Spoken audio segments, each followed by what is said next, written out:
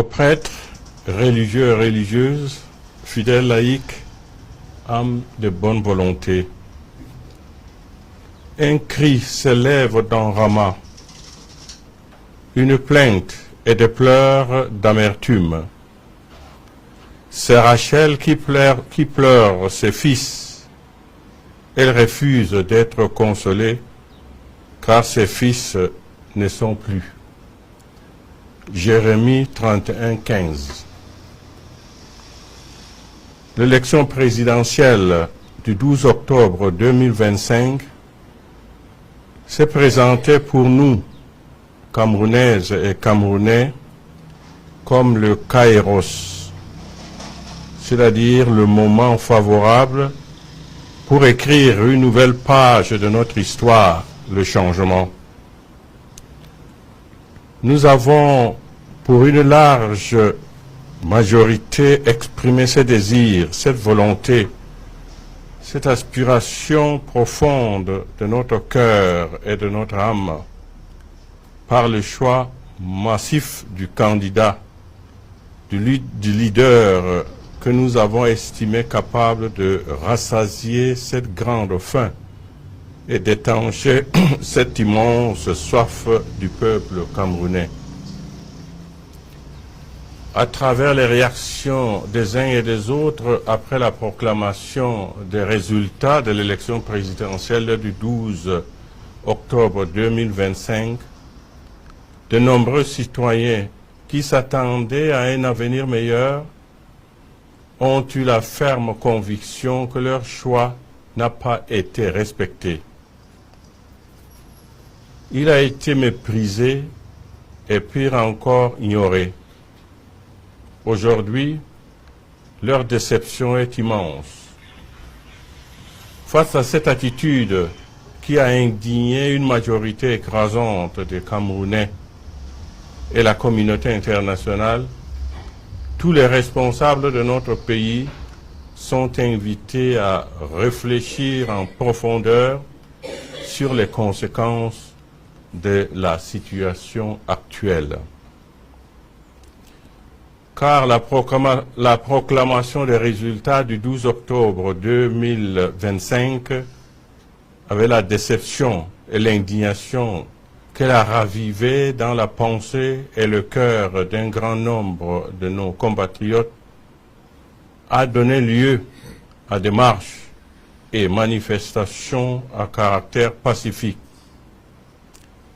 Malheureusement, elles ont connu de graves dérives à travers des actes de vandalisme, de pillage, de vol aux conséquences graves sur la vie matérielle et économique de beaucoup de personnes innocentes dans les villes comme Douala, Garoua, Maroua, Bertoua, Chang, etc.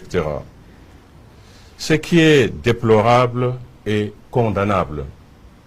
En effet, d'une part, des édifices publics, certains établissements commerciaux et des boutiques ont été saccagés, pillés, vidés et d'autres incendiés. Ces actes regrettables et répréhensibles ont plongé leurs propriétaires dans le désarroi et la misère. D'autre part, des violences verbales et physiques, des intimidations ont été exercées sur les populations. Il y a eu de nombreuses arrestations et des assassinats, surtout parmi les jeunes, et cela se poursuit malheureusement.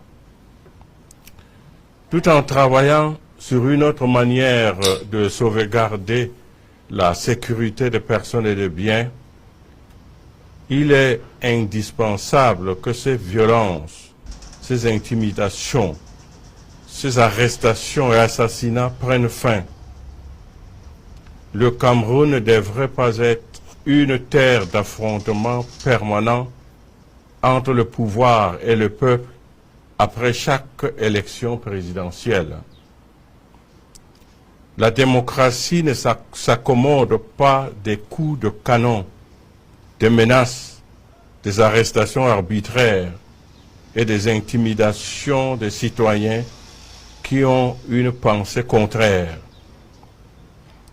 On n'organise pas une élection pour tuer les citoyens. On ne gouverne pas un peuple avec les armes. Aucun gouvernement au monde ne peut gouverner sans peuple. Le gouvernement est au service du peuple. Et il a pour devoir de l'aimer et de répondre à ses aspirations légitimes et profondes, comme le recommande l'apôtre Pierre. Soyez les pasteurs du troupeau de Dieu qui se trouve chez vous. Veillez sur lui, non par contrainte, mais de plein gré selon Dieu. Non par cupidité, mais par dévouement. Non pas en commandant en maître à ceux qui vous sont confiés, mais en devenant les modèles du troupeau. Cet appel s'adresse à tout dirigeant. Il est temps que nous nous penchions sérieusement sur les origines profondes de ce malaise, de cette colère, de ce ras-le-bol qui pousse les Camerounais à avoir de tels agissements et de trouver des solutions appropriées. Nos compatriotes demandent à être écoutés, que leurs besoins et aspirations profondes soient pris en compte et considérés. Le Cameroun profond crie sa souffrance, sa misère. Les populations ont faim parce qu'elles n'ont pas de travail. Le taux de chômage général actuel est estimé à 74% et celui de pauvreté au Cameroun en 2024 est à environ 37,7%. 10,1 millions de Camerounais vivent avec moins de 1000 francs CFA par jour. Le Cameroun compte plus de 6 millions de citoyens sur les routes de l'exil ou de l'immigration clandestine, confère Centre d'études stratégiques d'Afrique. Notre pays est dépourvu d'un système économique fiable pourvoyeur d'emplois.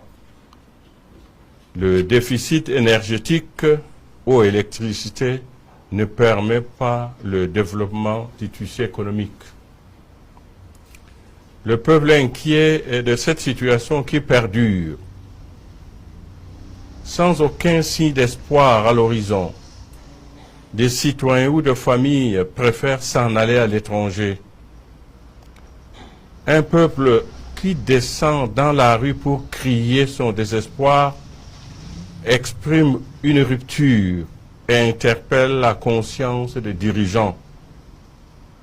Si des milliards de nos francs sont dépensés pour organiser les élections, on peut également en trouver pour le bien-être des populations.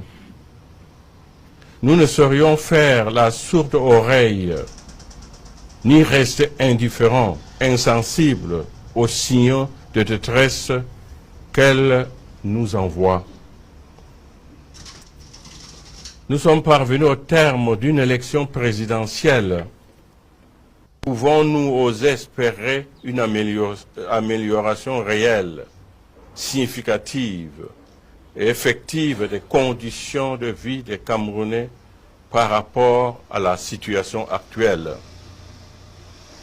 Cette situation qui est marquée par la malgouvernance, le chômage, l'émigration de jeunes, la sous-scolarisation, le manque d'emploi, le délabrement des routes, le déficit énergétique, les injustices, les inégalités sociales, la corruption, l'exploitation des richesses du pays par une minorité de Camerounais, un luxe insolent de certains pendant qu'une majorité croupit dans la misère, l'insécurité grandissante, la vie chère, le tribalisme, l'inégale répartition des richesses du pays, l'usage du bien commun à des fins égoïstes. Tout cela entraîne un climat social tendu et délétère. L'apaisement et la préservation de la paix et de la stabilité dans notre pays aujourd'hui passent par une prise de conscience collective de ces différentes crises qui minent notre pays et engendrent la souffrance et la misère des Camerounais et la ferme volonté d'y apporter des solutions appropriées.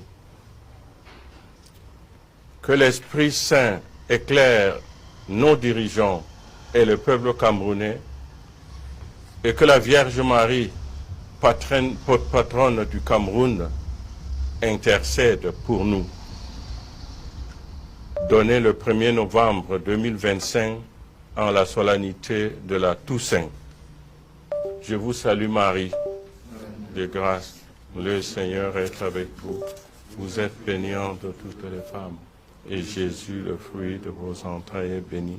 Sainte Marie, Mère de Dieu, priez pour nous pauvres pécheurs, maintenant et à l'heure de notre mort. Amen. Au nom du Père, et du Fils, et du Saint-Esprit. Amen. Comment tu peux aussi regarder une vidéo sans t'abonner? Abonne-toi! Surtout clique sur la cloche de notification. Ça, c'est la page de Buzz. Si tu veux être au courant des buzz et toutes les actualités au 237, abonne-toi et clique sur la cloche de notification. Partage aussi pour m'encourager. Surtout, si tu as quelque chose à dire, papa, lâche un commentaire.